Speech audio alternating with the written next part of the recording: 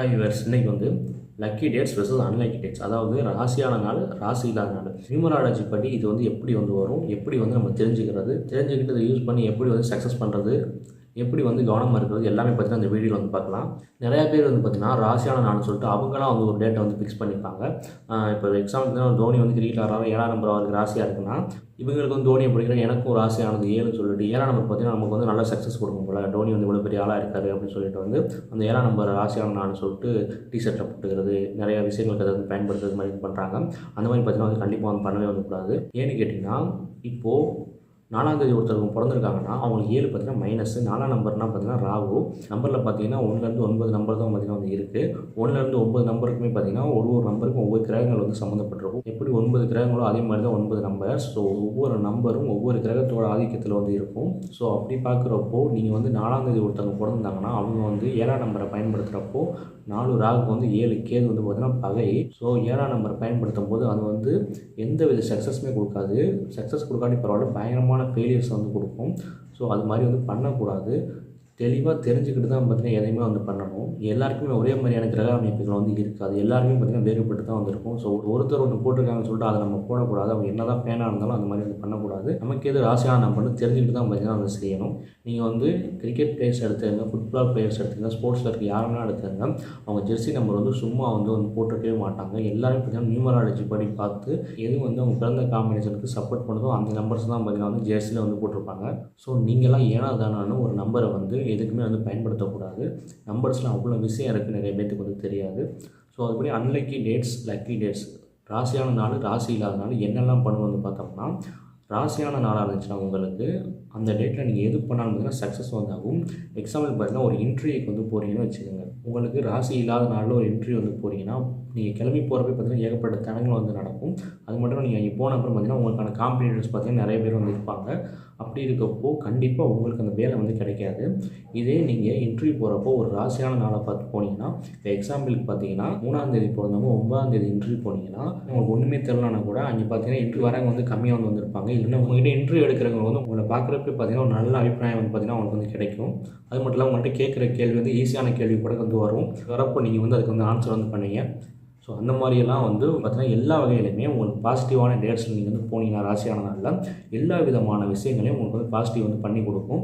எல்லாத்தையும் ஈஸியாக்கி விடும். கண்டிப்பாக வந்து பார்த்தீங்கன்னா உங்களுக்கு வந்து வேலை வந்து கிடைக்கும். ஸோ இதுதான் பார்த்தீங்கன்னா ராசியான நாள். இதே வந்து ராசி இல்லாத நாளில் போகிறப்போ கண்டிப்பாக நீங்கள் எல்லா கொஸ்டின் ஆன்சர் தெரிஞ்சாலுமே வேறு ஒருத்தவங்க அதை வாங்கிட்டு போகிற மாதிரி இந்த மாதிரி தான் வந்து பார்த்திங்கன்னா வந்து இருக்கும்.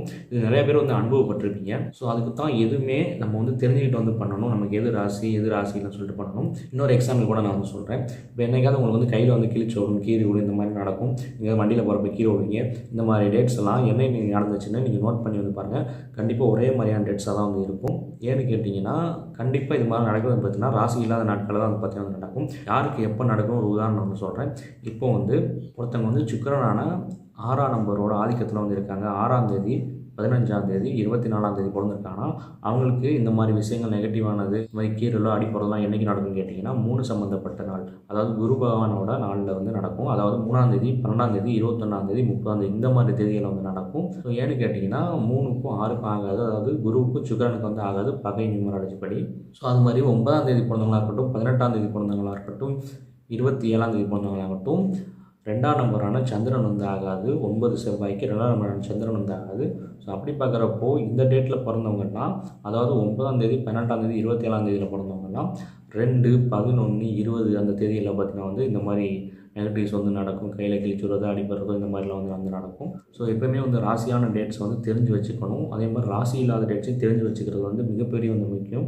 ஏன்னா அப்போ தான் வந்து நம்ம வந்து கவனமாக வந்து இருக்க முடியும். ஸோ எக்ஸாம்பிளுக்கு நீங்கள் ஒரு ட்ரேடிங் பண்ணுறீங்க, இல்லை எக்ஸாம்பிளுக்கு ஒரு ட்ரீம் லோன் வந்து ப்ளே பண்ணுறீங்கன்னு வச்சுக்கோங்க. உங்களுக்கு ராசியான நாளில் நீங்கள் விளாட்றப்போ கண்டிப்பாக வந்து ஜெயிச்சுக்கிட்டே வந்து இருப்பீங்க. அதே மாதிரி ஒரு ராசி இல்லாத நாளில் நீங்கள் அதை பண்ணுறப்போ கண்டிப்பாக அதில் வந்து உங்களுக்கு லாஸ் தான் வந்ததாகும். நீங்கள் வந்து ராசி இல்லாத நாளில் வந்து ப்ளே பண்ணுறப்போ நீங்கள் ஜெயிக்கிறதுக்கோ வந்து வின் பண்ணுறதுக்கு 1% கூட வாய்ப்பு இருக்காது நான் வந்து சொல்லுவேன்.